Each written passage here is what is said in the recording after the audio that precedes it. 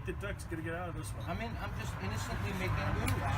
Right. You grab the file. Now I've got the file. Oh yeah, you got me. Terrified.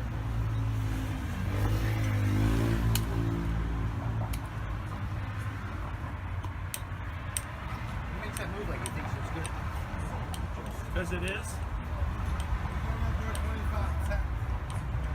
It's like again and again I got these one games and it's just fucking fun. This is another one game. Are you fucking kidding me? Again and again. This is so fucking... You want my professional advice? Shut up! Oh. I can help you.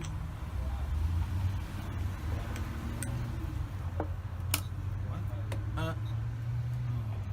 You get it?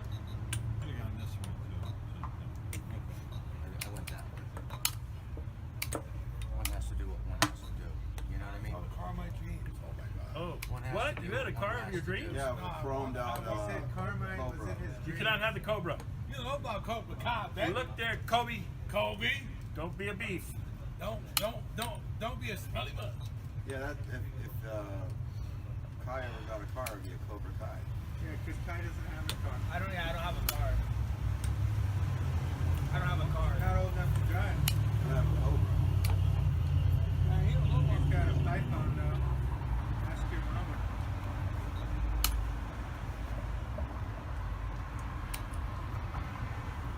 I wouldn't worry about this, Dave. I've seen it in a lot I'm not worse. worried about my favorite car. I swear. Chromed out Cobra. I am not worried about this. Cars are very fast. I did make the best I could. 27. Didn't I? What? It's 4, or it's 8. Play me a game, Carl. All right. Who's Dan? It's another game I was just winning there. Sack was good. Sack was absolutely good, and you know it. Oh, the I just got my queen trap, that's all. Yeah, I won my piece back with advantage. Allow that to happen. But it's not easy to see. It looks natural. I played Rook tonight 1. Remember I said, oh, I got the file. Yeah, distracting me. No, what? Oh, I come was on. trying to help you, tell you what I was doing. You know. You're a liar. You're a liar with a funny hat. Oh.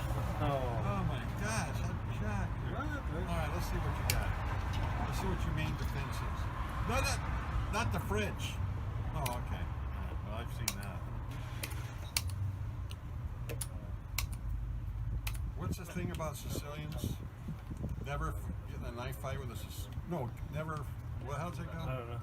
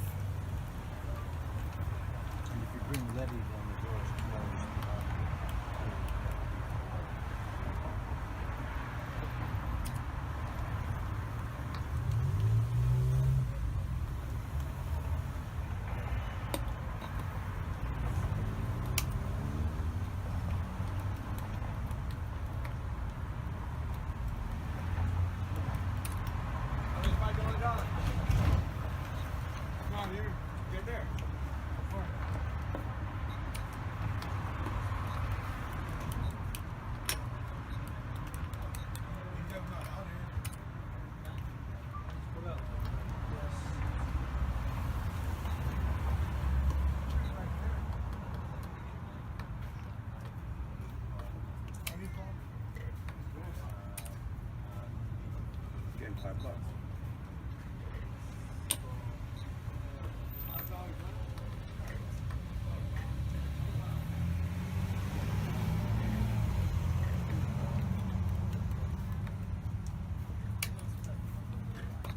At least protecting my king. I see. What? What? You're protecting your king. Yeah, but I didn't think you're gonna.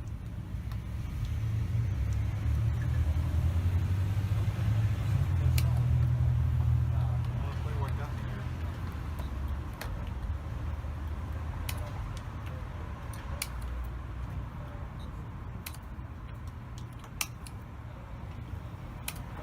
Wow, It's a thing. this guy. Mr.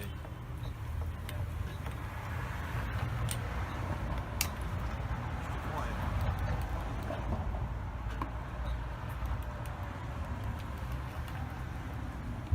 Oh no, no. I'm not gonna. That's one thing I won't do.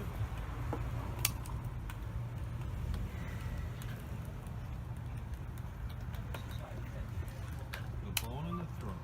That's 10. That ain't a bone in my throat.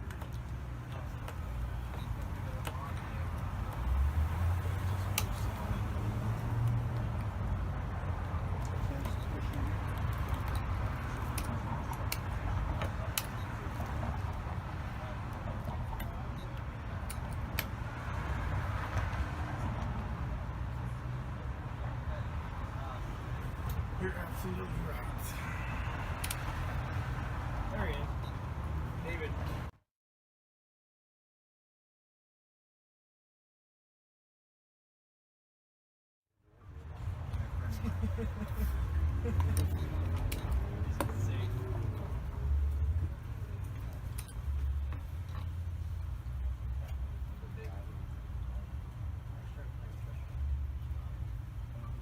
You bring your girl when you buddy will have to One of my idols, but very, very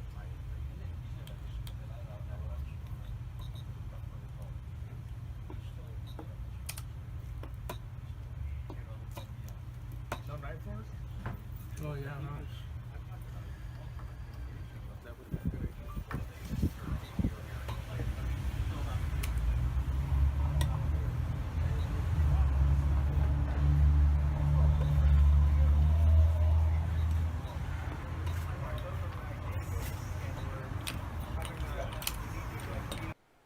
Hey guys, Brian here. Hope you enjoyed the game. Nicely done by Stuart the Sage.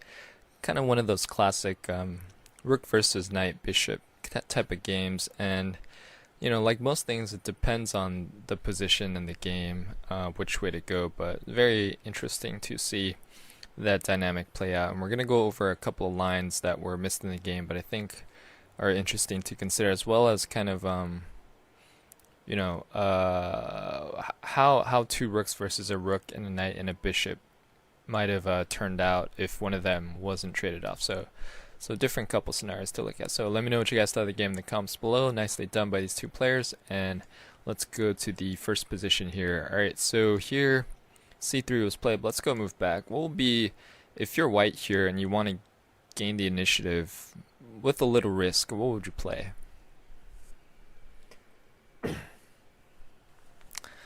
If you haven't already done so, please don't forget to like, share, comment, and subscribe. Hit that bell notification so you don't miss future videos.